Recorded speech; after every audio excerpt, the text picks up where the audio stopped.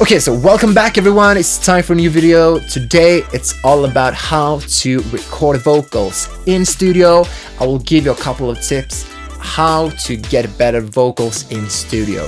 Okay, so this video is not about microphones, techniques, plugins, etc. This is about a mindset of getting the best out of the performer in the studio. Sometimes you just have 1 hour, 2 hours, and you must get the best out of the performer. And actually this part of recording instrument in general, but especially vocals, I think it's kind of underestimated.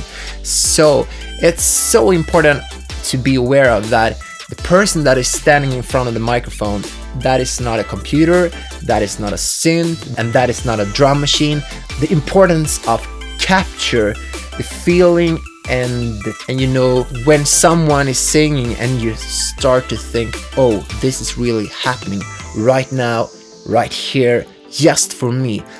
That's something that you must be aware of to capture when you're recording vocals. And then of course technical stuff is part of this, but not from the beginning. And if you have been producing and recording vocals for a couple of years, I think that's something that you start to be aware of. You know, the connection between you as recording the vocals and the artist and the listener. You as the person who record the vocals for the listener, you're a very important part of this game. The way you talk, the way you communicate with the artist, and the way that you communicate so the performer can be just 100% focused and 100% relaxed. You as the person who record a vocal, you play a significant and very important part of this game. You are the person in between the performer, the artist, and the listener. And the way that you communicate with the performer or the artist is so important. And this is a mindset of just getting the best out of the performer in the studio. You just have 1 or 2 hours and you must get the best out of this person to be able to communicate to their listener, their vision with the song, their vision with the lyric, etc, etc. So tips number 1, before I even start to think of pressing the record button. Okay, so what is the artist's vision and goal? What does the artist want to communicate to their listener? If I just start to play a record, there is no chance at all that I as a record engineer will capture and get the best out of the performer, the way the performer wants to communicate to their listener. Probably the artist just have about 3 minutes in a song to get the listener from point A to point B. You must be aware of what to say, why to say this, and who is the listener. What are you supposed to communicate to the listener?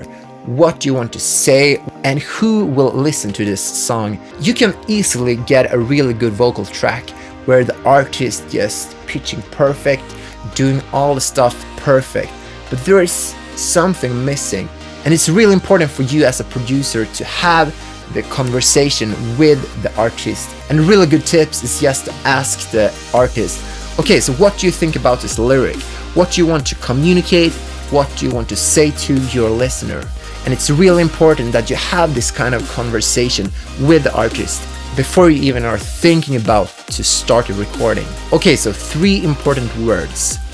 What, who, why. It's so important that you and the artist discuss and kind of communicate about these 3 words. Okay, so tips number 2. It's actually not the same to be singing on a stage and to be singing in the studio in front of a microphone.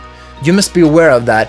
If you're standing on a stage, the audience can see you and they can hear you. But in the studio, actually, the listener will just hear you.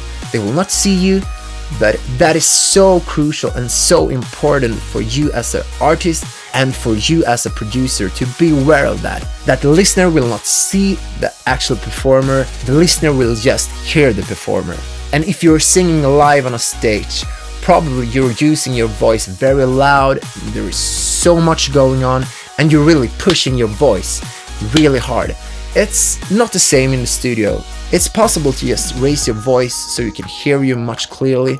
Often I hear performers in the studio, they're singing too loud. In my opinion and my experience, you can be more laid back. You don't have to push your voice that hard, because if you push your voice too hard, sometimes it's easier to forget, the discussion about who are you singing for, what do you want to communicate. And if you're pushing your voice too hard, it's easier to lose, the mindset of communicate to the listener. There's so much going on in your voice that can really communicate with the listener. And if you're just pushing your voice louder and louder, I think you will lose something in your voice. The sense of communicate, be aware of what to communicate. Okay, don't push your voice too hard. Be aware of that the listener will just hear you. The listener can't see you. How do you use your voice in the best way? And often I don't think it's to push your voice harder. I think it's much easier to communicate a feeling to the listener if you're not pushing your voice too hard. Okay, so tips number 3. Don't be so afraid of singing out of tune. Okay, I know it's embarrassing to standing in front of the microphone and suddenly your voice is just cracking, a note is just out of tune. It's actually kind of good to talk about this with the performer before you even start tracking. Okay, so why is this important? If the singer is just thinking about, okay, I'm so afraid of singing out of tune, I can guarantee that this performer will not be 100% focused of delivering something to the listener. The performer will just be focused on not singing the right thing. So it's really important for you as producer or record engineer to let the performer be 100%, it doesn't matter if you're singing out of tune. Create that kind of culture in your studio. That will let the performers be much better, and they will be just 100% focused of delivering a feeling and a message to the listener instead of just being afraid of singing right or wrong. And that's actually your responsibility as a producer to create that culture in your studio. It's kind of easy to fix a note that is out of tune. I can't say this enough, but it's 100% impossible to add a feeling and really a connection in between the performer and the listener if that's not something that happens when you're recording. Make the performer to be 100% laid back, feel comfortable, not afraid of singing out of tune. If you can create that in the studio, I think that you will get the best vocal tracks and you will get the best out of your performers in the studio. Okay, so that was everything for today. I really hope that you learned something new, and hopefully you got inspired to go out there and tracking your own amazing vocals. Feel free to comment below, share this video with your friends, send me a text on Instagram.